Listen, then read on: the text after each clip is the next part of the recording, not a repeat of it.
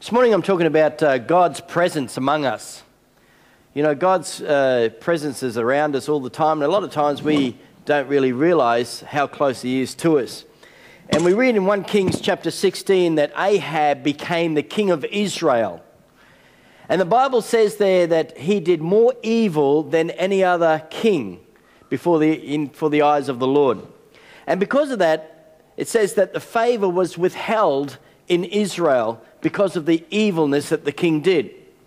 And I think it's important to see there that if we're in any leadership role, whether it be within a church leadership role, a ministry or work, or even at home, in any sort of leadership role at all, it gives us a great understanding that, you know, we have to act right, we have to do what's right, otherwise sometimes favor can be withheld for what's happening in our lives as well because we oversee certain things, or even in your family. We need to live right in all areas. But it wasn't until chapter 18 that we found that when everything was put back right, that the favor of God came upon the people again of Israel. We see the story of Elijah, and we know the story quite well with the prophets of Baal. And, you know, the altar of Baal was a place that, you know, they had a fear of the god Baal. And what would happen is that no one could come close to the altar, because that's where Baal was. And the only people that could would be the priests of Baal. And so what would happen, and I was told that you could go on a certain tour in Israel, that they take you to the place where this whole thing at Mount Carmel happened.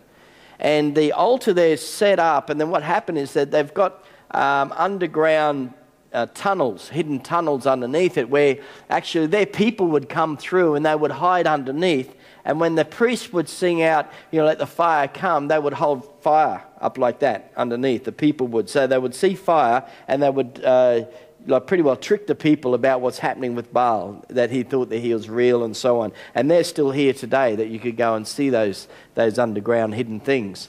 And so it's quite amazing that when Elijah come along, he decided, well, let's do something a little different. Instead of bringing it up, let's bring it down.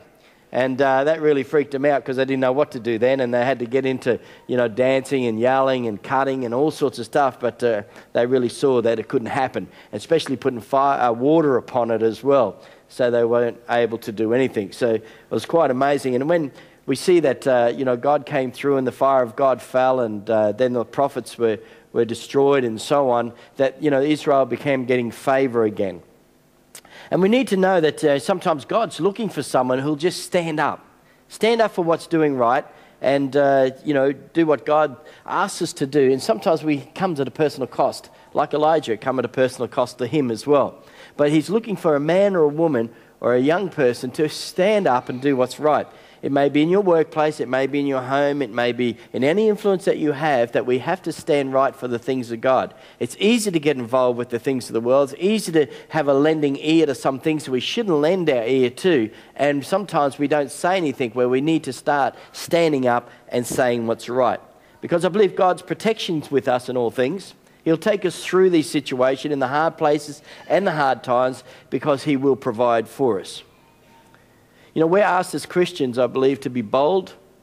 We're told to step out in faith and do what God's asked us to do. And, you know, He's a big God. He can do all things through us. And we need to consider and meditate continuously on who our God is and who He is among us.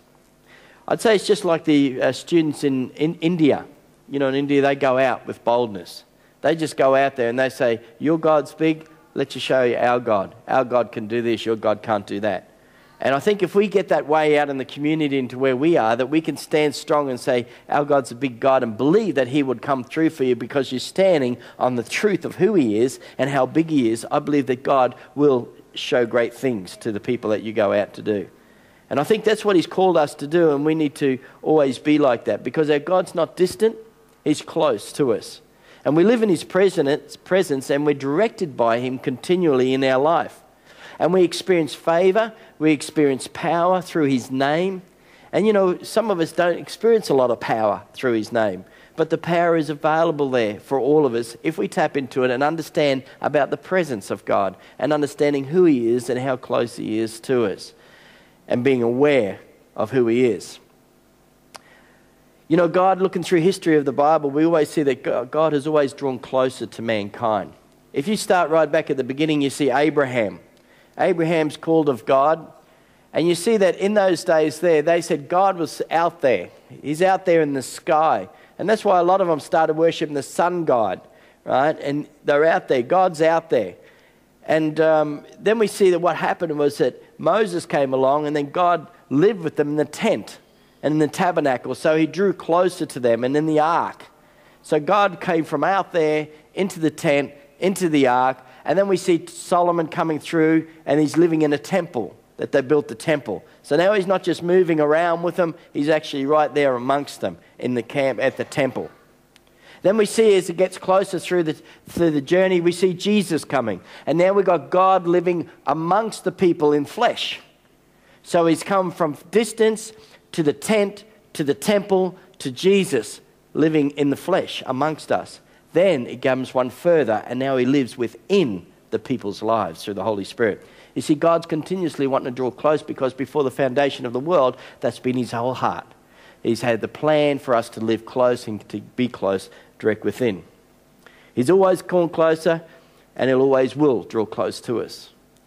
And if we even look at his sacrifices that he's done, you know, like sacrifices of drawing closer to man and that. If you start back at Abraham, you know, Abraham back there, they had a personal sacrifice. They felt back then that they had to be, you know, the purists and all the people who came in, they were whipping themselves because they said flesh is bad, you know, and all this sort of stuff. And it had to be a personal sacrifice for them to sacrifice to appease God, the God out there.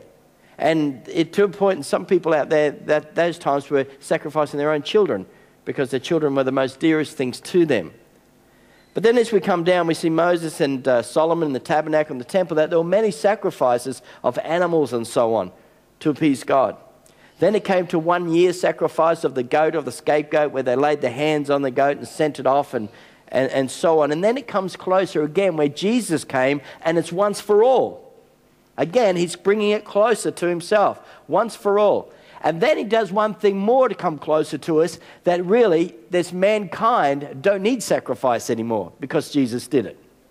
You see, all the time, God's getting closer to us, drawing closer to us in presence and drawing closer to us in our walk and our sacrifices that are needed. Because if we live our life that we have to continually whip ourselves and work hard all the time for our salvation, then really we're selling the cross short. We're selling the power of the cross short because all work was finished on the cross and we are saved not by works but by faith in him, you know, through believing in him and upon him. And too many times we look at what we do wrong or what we're not doing and then we judge ourselves and come down on ourselves. And that's not the Christian walk because God is always drawing closer to us. He's closer than any brother. Our salvation isn't based on work. It's not religion, but it's relationship-based. God's always been after an intimate relationship with us to live close to us in his presence with us. I would step out to even say that, you know, we get in our religious way and say you have to say the sinner's prayer, otherwise you're not saved. I don't believe you even need to say a prayer, really. I believe it has to be your heart that needs to change through the revelation, through the Spirit of God that needs to change. You know, you look through the Bible, even in the New Testament, you see Zacchaeus, the tax collector. He hears about Jesus coming and he climbs up a tree. You can imagine being well dressed, not worrying about the things that are happening. He needs to see this Jesus. And he goes along and he has dinner with Jesus at his house. And he says that I'll give away 50% of everything that I own and I'll pay back people so many fold. And Jesus says this to him in Luke chapter 19, verse 12. Today salvation has come to his house. Did it say anything that Zacchaeus got down on his knees and said, Lord, forgive me of my sins and please come into my heart? We get into this religious way to do it, but people need to understand through the revelation of who Jesus is and their lives would be transformed and they come to believe and have faith in him.